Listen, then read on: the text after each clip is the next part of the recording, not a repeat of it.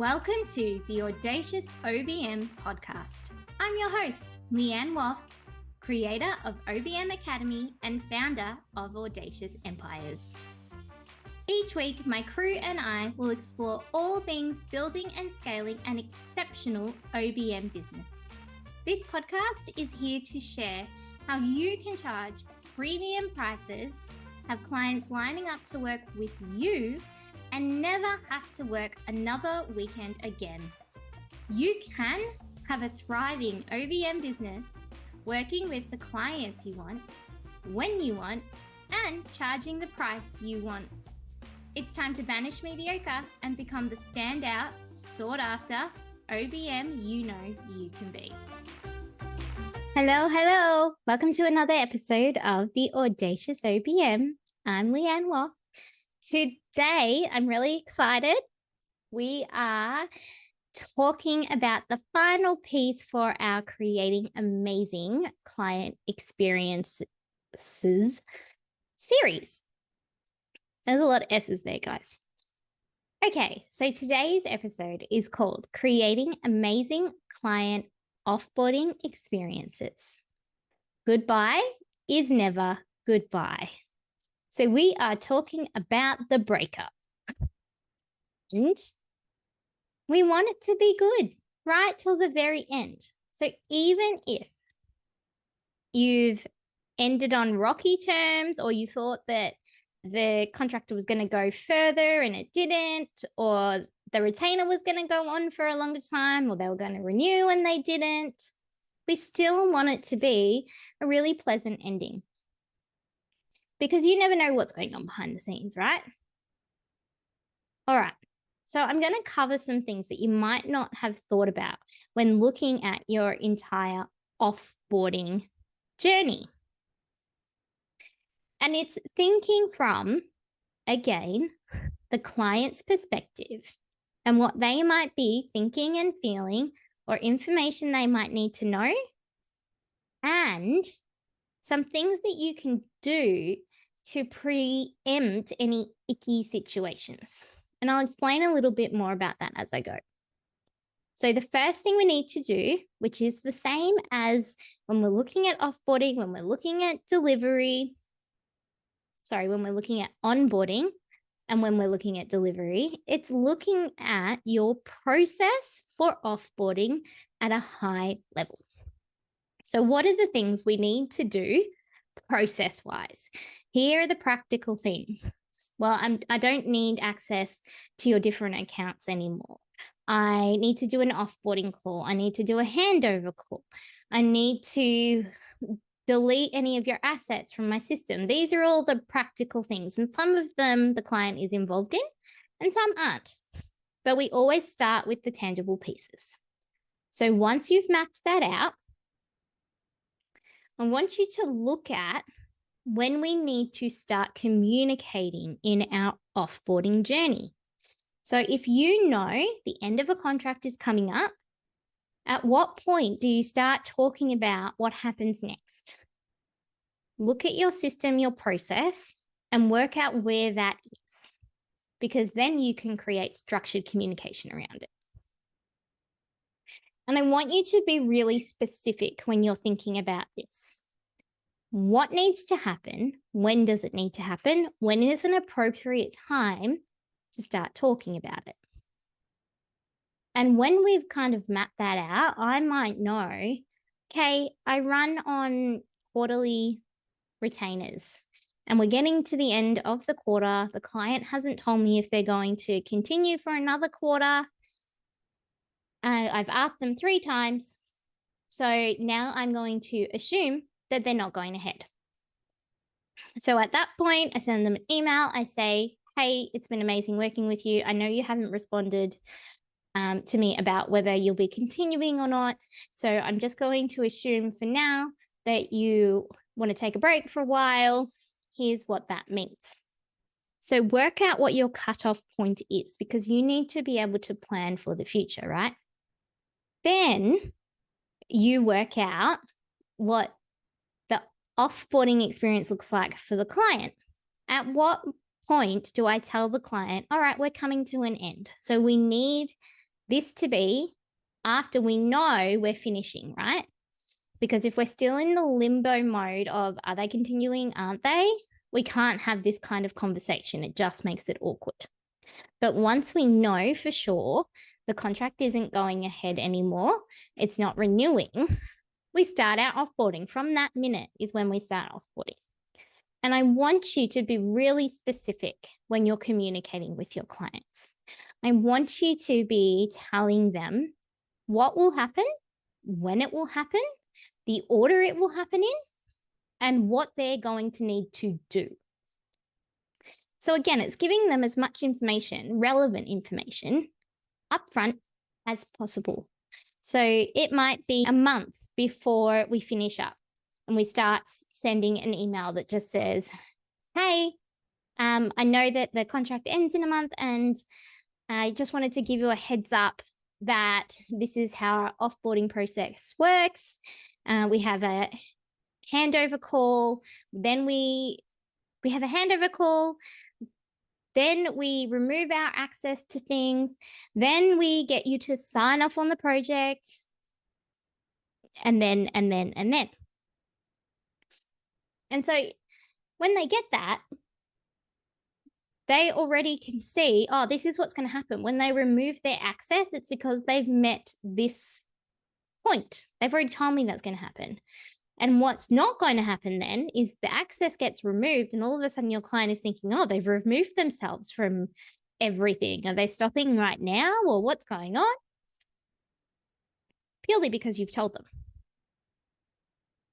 It also gives you the opportunity to book in the things that you need to book in. So if you've explained, we're going to have a handover call, you can book in that handover call before your contract is over. Okay, your contract ends in a month. So in about 3 weeks' time, we need to have a handover call. Here are the dates that I have available. Do these work for you? Here's what happens in a handover call. So it's setting up the rest of that process to flow really well, to have it be an ongoing conversation where your client is considered and they're actively participating in it. Then I want you to think about the things that they need to do. So map out on your process. At this point, I need the client to sign off. This is really important. Otherwise, I might be in trouble legally, or otherwise the accounts will all still be in my name. Like, what are those things that you're definitely going to need before closing? And then make sure communicating about them is sprinkled in your offboarding process till they're done.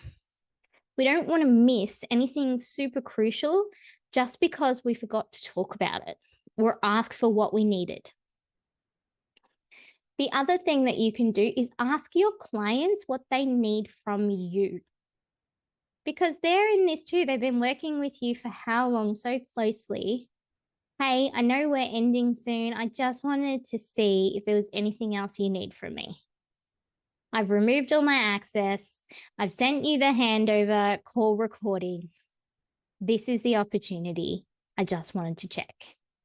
Because there might be something you haven't thought of. Oh, I gave you the password for this thing and I don't know where it is. Or I know you set up this account for me, but I have no idea how to access it. Oh, no worries. That's here, here, and here. Not a problem. All of a sudden, that's a much nicer experience than it is all right, we've done handover. It was lovely working with you. Goodbye. The next thing is the consideration of when things happen in terms of it's final. Removing access, deleting data. What are your data storage protocols? Because it's important. And I know as part of my process, I tell my clients how long I keep their assets for and at what point I'll be deleting them off my servers. So they need to make sure they keep their own copies. And I remind them about that in offboarding, because that would be awful, right? To lose all of your stuff because you thought that your supplier had it and your supplier had already deleted it. So let's give them the opportunity to get what they need. We also need to discuss access and what can be removed at different stages, because sometimes you might need access to some things and other things you can get rid of sooner. Other things you might need to keep on a little bit longer. You might be moving to a different kind of service, maybe a lower retainer where you don't need access to so much anymore. And so just be really clear about when you're removing access, why you're removing it. And if it's that the client has to remove your access, you want to remind them to do that too. Then let's look at, this has been a great working experience. We have put in a lot of time and effort into building a relationship with this client. And as is pretty standard, we want to ask for a testimonial. And it can be a little bit awkward to ask for testimonials, but if you build it into your process, it won't be. And it can be really casual. Hey, I really loved working with you, and I hope that you've enjoyed the experience too. Would you be willing to give me a testimonial? And you can give them links and instructions to make it really easy. You can say to them, I'll only present the message, I won't put your name. Or you can say, I'm going to use your name and your photo and put it on my marketing. Is that okay? So you've got to work out where in the offboarding that is best placed. Then you also might want to be asking for referrals. Hey, you've told me this is amazing. If there's anybody else in your sphere that you think might benefit from my services or need me in their world, could you please let me know, or could you send them my way? Then I want you to make a note to get back in touch with that person. This is not a close and run situation. You've built this relationship with this person and it's been awesome. You don't have to stop talking to them. You don't have to pretend they don't exist. You want to keep that relationship. So make a note to circle back, to say, how are you going? To say, hey, do you need my services anymore? And be social. Jump online, connect with them. It can still be very professional and from a professional manner, but we're human beings. And just because we're not going to work with each other anymore, or just because you don't need my services right now or can't afford them or whatever the reason is, doesn't mean you can't keep that connection. These relationships are still very important.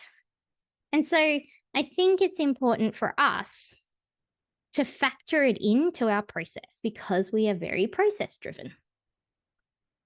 The more that we do that, the more our clients feel like we've invested. We've actually committed. We actually care about them, about their business, and it filters all the way through. So even though we're not working with them anymore, they're still going to remember the way they felt working with you and the fact that you still care. And when they need something else, they're coming back to you. Or when their friends need something, their business friends or colleagues or, suppliers, when they need something, they're going to think of you because you've really built in that human element right up till the very, very end, which really isn't the end. Goodbye is never goodbye. Always assume it's goodbye for now in this capacity. So we've come to the end of our creating amazing client experiences. This is something that I walk all the students in OBM Academy through. It's one of my 9 crucial steps in my 6-figure OBM roadmap because I believe it is so important. And I hope across the last 4 episodes, I've given you a really solid foundation of how you can create these experiences and the benefit of doing it. I would really love it if you could let me know if you've tried any of these things. I always like to see the different techniques OBMs are trying or things they're adding in to their processes to expand that experience. It's really exciting. It's fun. So yeah, get in touch. You can send me a DM, send me an email, however you wish.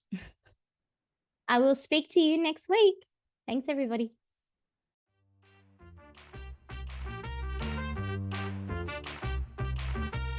Thanks for joining us for this week's episode of The Audacious OBM.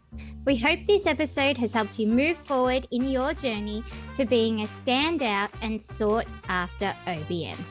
If you enjoyed the episode, take a second to rate and review. Each review helps us to help other OBMs just like you.